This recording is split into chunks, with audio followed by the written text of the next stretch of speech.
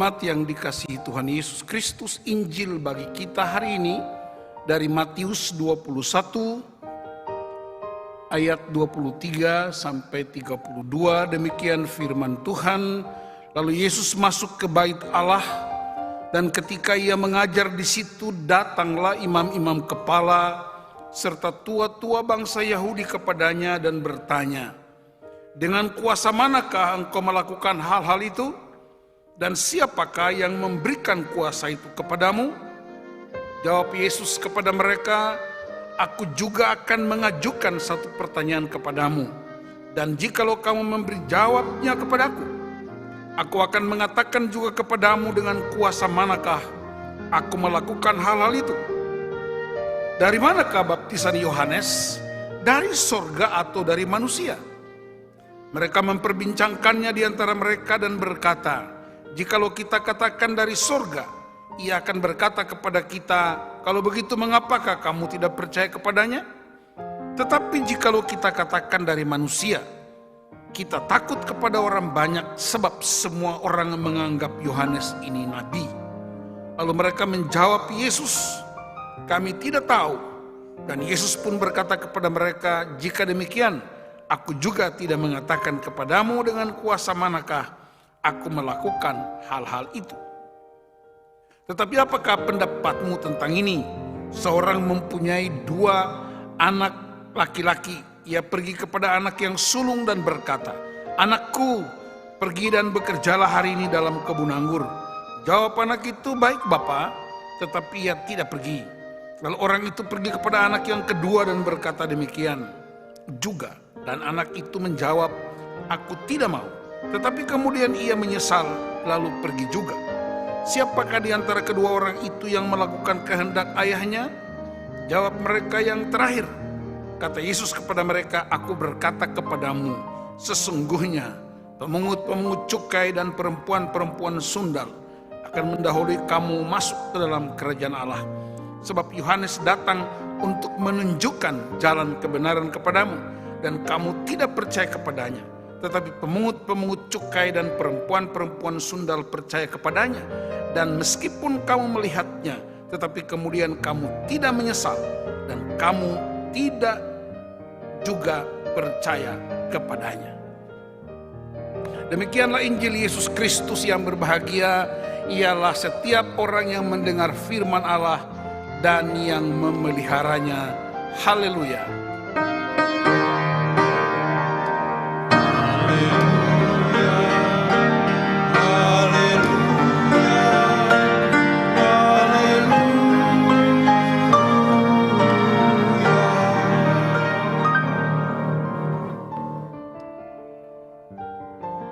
Shalom, jemaat yang dikasihi Tuhan Yesus Kristus.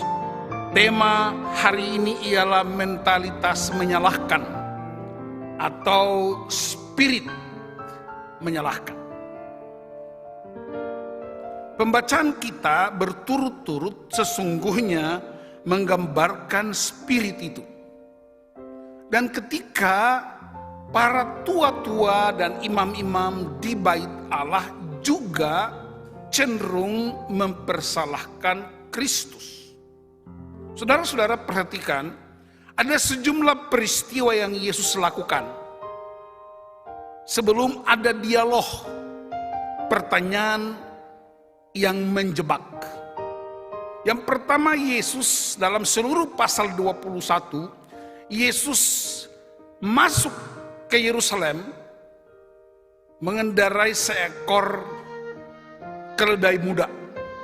Dan hampir semua orang, bahkan semua orang mengeluh-elukan Yesus masuk ke Yerusalem dengan kata-kata Hosiana, Hosiana, dan seterusnya. Dan orang-orang banyak itu mengumumkan dia adalah nabi dari Nazaret. Dan kemudian Yesus masuk ke bait Allah dan dia temukan ada praktek-praktek ketidakadilan, ada praktek menyalahgunakan bait Allah, ada praktek kompromistis, bisnis yang busuk yang dikerjakan oleh para pemimpin umat. Yaitu apa? Membiarkan terjadi transaksi berjual beli di bait Allah. Dan karena itu Yesus bertindak untuk membebaskan bait Allah, mengusir semua orang yang berjualan itu. Dan dia berkata, kenapa rumahku disebut kamu jadikan sarang penyamun? Bukankah ini rumah doa bagi bangsa-bangsa? Jadi Yesus masuk untuk mengembalikan hakikat bait Allah sebagai tempat penyembahan, tempat pengajaran, tapi juga tempat di mana komunitas itu dibangun. Setelah itu saudara-saudara, Yesus keluar ke Betania dan dia ketemu dengan pohon ara yang tidak berbuah. Dalam bacaan yang lain, bersama murid-murid Yesus lapar dan dia pingin makan buah ara. Ternyata pohon itu tidak berbuah. Lalu Yesus mengutuk pohon itu. Langsung kering dari daun sampai akar-akarnya. Apa artinya ini saudara-saudara? Yesus tidak hanya butuh penyembahan. Yesus tidak hanya butuh dialog, tapi Yesus butuh buah. Dan karena itu Yesus sedang mengajar murid-murid supaya hidupmu berbuah. Jika tidak, kamu akan kering seperti pohon ara ini. Karena gereja mesti berbuah. Gereja tidak sekadar menyembah, tapi gereja harus berbuah. Dan setelah itu dia masuk ke bait Allah lagi dan terjadilah dialog. Para imam, para tua-tua Yahudi mempertanyakan kuasa Kristus. Dari manakah kuasa itu? Dari siapakah kuasa itu diberikan kepadamu ketika engkau melakukan hal-hal ini yang tadi saya terangkan itu? Yesus tidak mau menjawab. Ini sebenarnya kenapa Yesus tidak mau menjawab? Karena dia tahu pertanyaan-pertanyaan itu menjebak. Dia tahu isi hatinya para pemimpin dan tua-tua itu. Dengan perkataan lain, enggak level, men. Ngapain aku jawab kamu? Enggak level. Lalu Yesus mengajukan pertanyaan lain. Kalau kamu jawab ini, aku akan jawab. Dengan kuasa manakah Yohanes datang menyampaikan kebenaran? Mereka tidak bisa menjawab. Kalau bilang dari Allah, kenapa nggak percaya? Kalau dari manusia, kita akan digebukin. Kenapa? Karena orang menganggap Yohanes itu nabi. Mereka bilang, kami tidak tahu. Yesus juga bilang, kalau kamu nggak beritahu, aku juga tidak mau kasih tahu. Jadi ini kayak orang lagi di warung kopi, mau bilang nggak? Kalau kamu nggak jawab, aku juga nggak jawab. Jadi ini kesannya lucu. Yesus sedang menghentikan tipu muslihat. Yesus sedang menghentikan kelicikan orang-orang yang ingin untuk menyalahkan. Jadi bawaannya para imam, bawaannya tua-tua, itu bawaannya selalu ingin menyalahkan. Nyaris nggak ada kebenaran yang ditemukan. Selalu ingin menyalahkan, selalu ingin menyalahkan. Dengar saya beritahu, kalau orang yang suka menyalahkan selalu menganggap dirinya paling benar.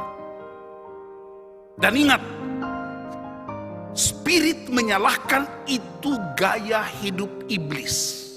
Karena itu saya menganjurkan kepada seluruh jemaat, baik yang di dalam gereja, tim multimedia dan beberapa majelis, juga jemaat yang ikuti live streaming, itu cara menyalahkan, spirit menyalahkan itu gaya hidup iblis. Karena itu jangan mau ambil alih urusannya iblis. Kita anak Allah, jangan ambil pekerjaan iblis. Walaupun kita jaga jarak, coba kasih tahu sama sebelah kiri kanan, jangan suka ambil pekerjaan iblis. Karena pekerjaan iblis itu menyalahkan, pekerjaan iblis itu menghakimi, pekerjaan iblis itu selalu dan selalu. Nah sekarang pertanyaannya, dari mana datangnya, di mana akarnya kebiasaan orang menyalahkan? Akarnya di mana? Alkitab bercerita, akarnya dari Taman Eden. Ketika Allah berfirman kepada Adam, jangan ambil buah ini, jangan makan. Tetapi iblis datang berfirman juga kepada Hawa, dan Hawa mengikutinya. Lalu Adam tidak mempertahankan kebenaran Allah, malah dia kompromistis dan akhirnya manusia itu jatuh ke dalam dosa. Jadi saudara-saudara, di Taman Eden itu ada dua sumber. Sumber pertama Allah adalah kebenaran, sumber kedua ialah iblis adalah kebohongan. Dan manusia memilih mendengar tipu muslihat iblis. Dengar saya beritahu, mendengar Allah berarti Anda di bawah otoritas Allah. Mendengar iblis berarti Anda berada di bawah otoritas iblis. Dan itulah akarnya, sehingga Adam ketika ditanya Tuhan, siapakah yang memberi makan buah ini kepadamu? Dia salahkan perempuan itu. Perempuan itu, lihat, cara iblis selalu menyalahkan. Dan ketika Adam dan Hawa taat pada iblis, karakter iblis menjadi gaya hidup. Siapakah yang memberi makan, suruh kau makan buah ini? Adam menyalahkan Hawa, perempuan itu. Dia tanya lagi Hawa, siapa yang suruh? Hawa menyalahkan ular. Ini yang disebut lempar tanggung jawab. Ini juga terjadi di gereja, terjadi di keluarga, terjadi di bangsa ini. Kita saling menyalahkan. Ketika mati lampu, yang salah apa? PLN. Ketika ada salah tembak, yang salah apa? Prosedur. Ketika ada korupsi, yang salah siapa? Mekanisme. Ketika ada problem ini, yang salah siapa? Kinerja. Jadi selalu yang salah itu mekanisme, kinerja, prosedur, sistem. Tapi enggak ada yang tepuk dada dan berkata, aku yang salah. Karena prinsipnya ialah tanggung jawab. Seorang presiden Amerika Serikat namanya Harry Truman, dia tulis di meja kerja presiden, the box stop here. Seluruh problem Amerika berhenti di meja presiden. Dan itu juga mesti menjadi gaya hidup anak-anak Tuhan. Sekarang kita lihat dalam situasi pandemi ini, yang disalahkan siapa? Corona, COVID-19 yang salah. Karena COVID-19 gak menjawab, lalu yang salah itu gubernur. Habis itu yang salah itu menteri, yang salah itu presiden, yang salah itu WHO. Semua orang saling mempersalahkan. Saya ulangi, sikap saling menyalahkan adalah gaya hidup iblis. Yang benar ialah bertanggung jawab, itu gaya hidup Kristus. Perhatikan di rumah. Kadang-kadang orang tua sudah berubah jadi polisi untuk mencari tahu kesalahan, mendaftarkan kesalahan anak. Suami jadi polisi, kadang-kadang istri juga jadi polisi. Tugas polisi itu di pemerintahan, bukan di rumah, bukan di gereja. Kita pria-pria jadi imam dalam rumah tangga, wanita-wanita jadi penolong yang memberi kehidupan, bukan jadi polisi. Kadang-kadang kita berubah jadi jaksa untuk menuntut kesalahan-kesalahan di rumah. Dan yang lebih mengerikan lagi, sama-sama menjadi hakim. Hari ini Bapak dan Mama memutuskan, 1 minggu kamu gak boleh pakai handphone, kamu gak boleh pakai motor, kamu gak boleh pakai mobil. Jadi rumah kita yang mestinya home sweet home telah berubah menjadi hell. Karena yang berkuasa bukan lagi firman Allah, tapi justru tipu daya iblis. Karena itu bapak-bapak, ibu-ibu, jemaat yang dikasihi Tuhan, mari kita belajar dan tunduk pada otoritas firman Allah. Dari manakah kuasa itu? Kuasa dari Allah Bapa dalam Kristus Yesus. Dalam Yohanes 10 dia berkata, iblis datang untuk membinasakan, datang untuk menghancurkan, datang untuk mengambil. Tapi aku Yesus Kristus datang untuk memberi kehidupan dan kehidupan yang penuh kelimpahan. Karena itu saya berdoa supaya spirit saling menyalahkan, terkebiasaan saling menyalahkan, kita mesti bertobat. Ingat, bertobat bukanlah sebuah kata penghakiman. Bertobat adalah sebuah ruang yang Tuhan buka untuk kita masuk lagi bersekutu dengan firman-Nya. Saudara-saudara yang suka naik turun masuk lift, begitu Anda masuk lift dan bunyi tertentu, tik tik tik, artinya dia full. Mesti yang baru masuk harus keluar. Dia punya kapasitas. Tetapi kerajaan Allah bukanlah lift. Dia terbuka. Dan semua orang yang bertobat. Itu sebabnya dia memberi perumpamaan. Satu anak yang tertua atau anak pertama disuruh tidak mau. Yang kedua disuruh juga tidak mau. Tapi kemudian dia menyesal dan dia pergi. Yesus menggambarkan yang pertama itu adalah umat yang merasa dipanggil, para pemimpin-pemimpin yang merasa tahu firman Allah, para tua-tua dan ahli-ahli Taurat. Tapi yang kedua itu dia gambarkan para pemungut cukai, perempuan-perempuan yang tidak benar, atau istilahnya perempuan sundal. Orang-orang itulah justru ketika mereka mendengar kebenaran, mereka bertobat dan mereka menjadi bagian dari prinsip kerajaan Allah. Itulah sebabnya ada ayat lain berkata, yang terkemudian akan menjadi terdahulu. Saya berdoa supaya jemaat GKI Maleo Raya dan semua orang yang punya kesempatan nonton live streaming dan akan nonton rekamannya, saya sampaikan 3 prinsip utama dari khotbah ini. Yang pertama, prinsip menyalahkan, spirit menyalahkan adalah gaya hidup iblis. Tolak itu dari rumah tangga kita. Tapi mari kita punya prinsip menerima tanggung jawab. Tidak punya kesempatan menyalahkan orang, tidak punya kesempatan menyalahkan situasi, tidak punya kesempatan menyalahkan barang. Tapi kita bertanggung jawab karena Kristus tidak pernah menyalahkan orang lain.